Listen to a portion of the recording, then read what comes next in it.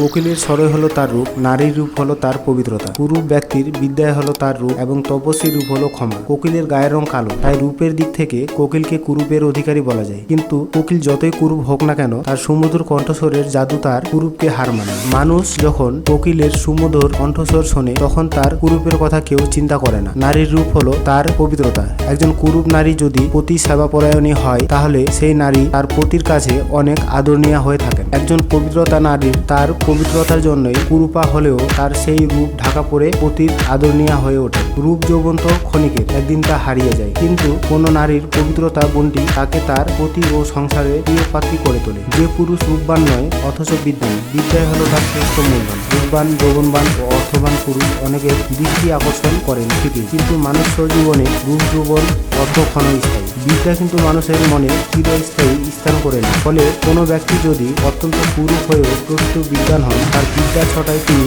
অনেক রূপবান ব্যক্তির চেয়েও বেশি রূপবান হতে পারেন। ক্ষমা হলো একজন তপস্বীর সবচেয়ে বড় গুণ। একজন ব্যক্তি যখন তপস্যা করে তপস্বী হন তখন তার ষড়রিপুর সংযম হয়ে থাকে। তার মধ্যে কোনো হিংসা, দেশ, নীচতা, ক্রূরতা কিছুই থাকে না। তিনি সবকিছুই ক্ষমাসুন্দর দৃষ্টিতে নিরীক্ষণ করে থাকেন। ফলে যদি কোনো ব্যক্তি সত্যই তপস্বী হন তবে তার মধ্যে ক্ষমাসুন্দর গুণটি সর্বাগ্রেহে প্রকাশিত হবে।